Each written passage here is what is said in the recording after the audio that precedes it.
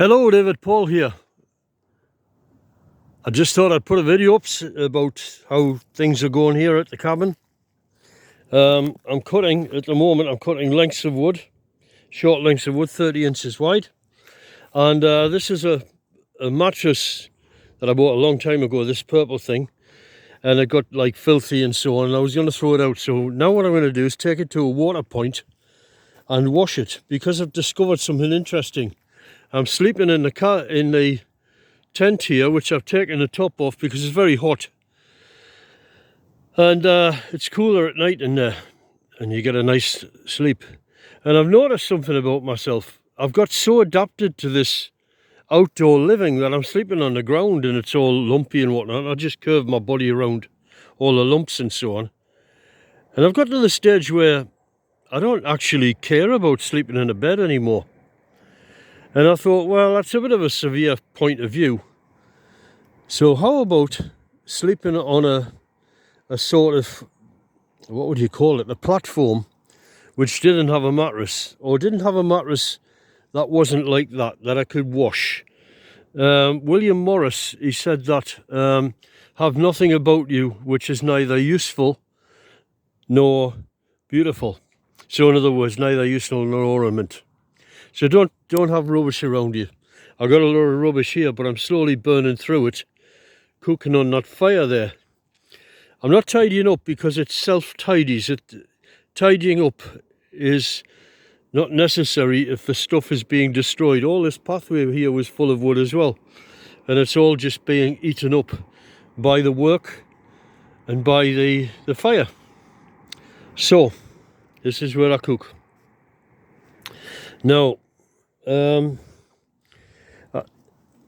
these are 30-inch wide lats of wood, and they're going to form a sort of bed, which will be about 2 inches deep and have a little bit of give in it, and then it'll have that mattress on top, and that should be perfectly adequate. And I personally should find that really luxurious and comfortable, because I'll tell you what, I'm 72-year-old and I don't have any back complaints or any aches and pains. And it is said that this is good for your body, so if it ain't bothering you, just do it. Right, so I have a rule, which is don't criticize or oppose the previous expert you. What do I mean by that? Well, what I mean is that when you figure something out, you say, I'm going to do such and such and so and so, and I'm going to do it this way. And then you research it and research it and research it like crazy. And then you become like the expert on this one little tiny feature, this thing.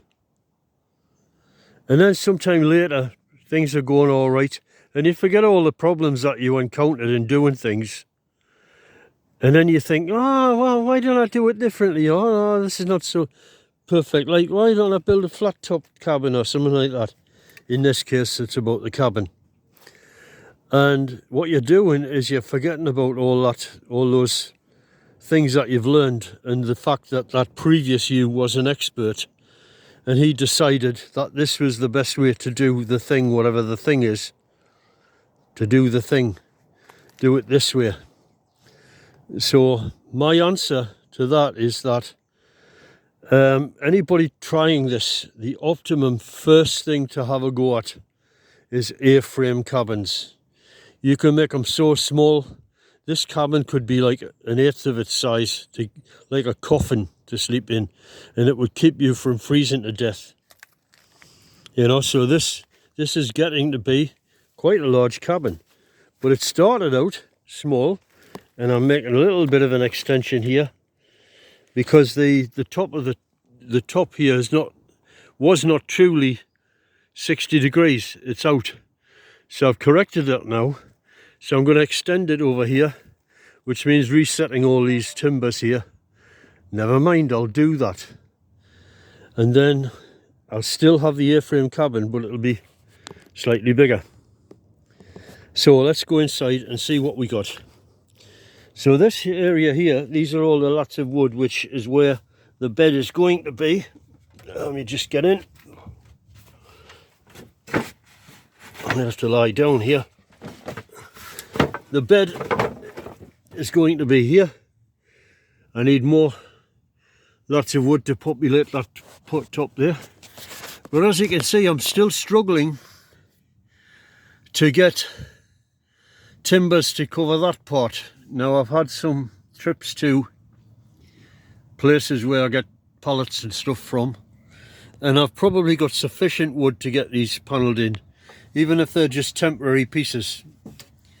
And the plan now is that I get these closed, and then on the outside I will be putting foam, what's called aircrete, but very highly foamed aircrete, on the outside, which will be insulation. Actually feels quite cool in here, that's rather good.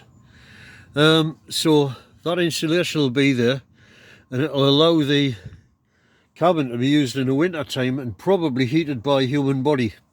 I'm trying to get the heating requirements down to an absolute minimum.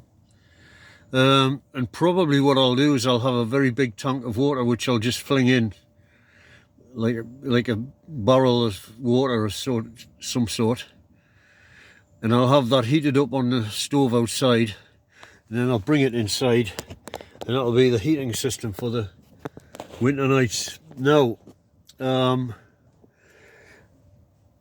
what else? So no fires and no stoves and stuff like that in the cabin. That should also be very clean. I've had problems with rats getting in and crapping all over the place, so I have to clear this stuff up. Oh my God, Jesus Lord. See there, for example, rat droppings. So that's got to go. That's got to go. Oh God. Honestly, I hate the stuff that we have to deal with animals. Never mind. So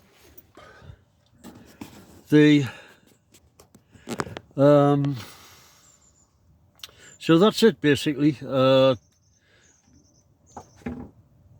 This will move out a little bit further, be a bit more comfortable, and then that's the end of this, and I'm not doing any more of this sort of thing.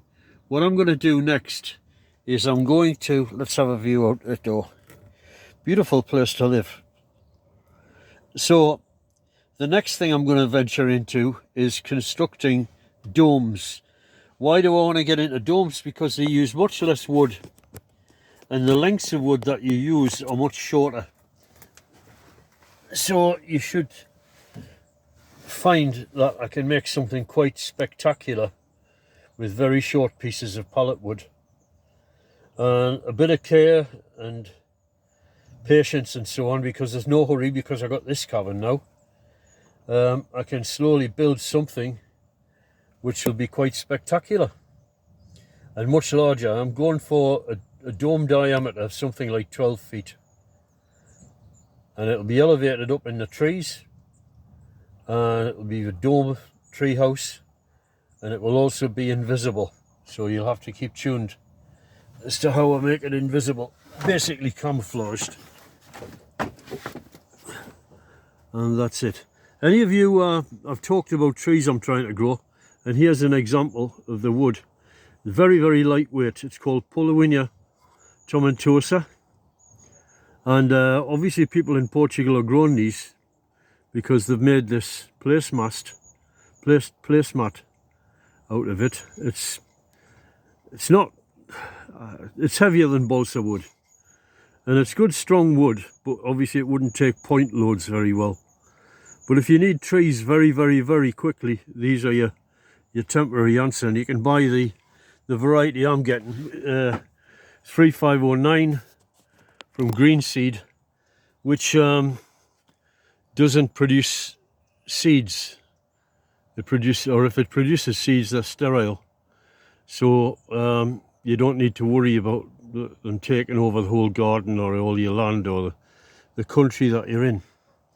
So that's it. This is the view from the cabin door, and slowly all this mess is going away. All these bits of wood are getting burnt on the fire as I cook, and slowly it's evolving.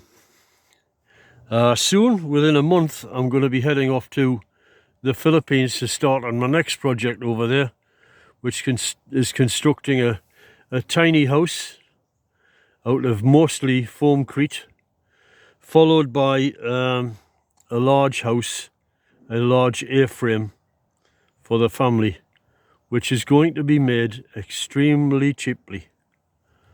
I've decided to use terracotta tiles for the roof, which is expensive, but I want to do a good job. So that will be the expensive part, and the rest of it is all going to be the cheapo stuff. So watch this space. Bamboo, laminated construction, terracotta tiles, and foamcrete insulation. So what more can I say? Just a quick look around. There you go. And Jesus be with you.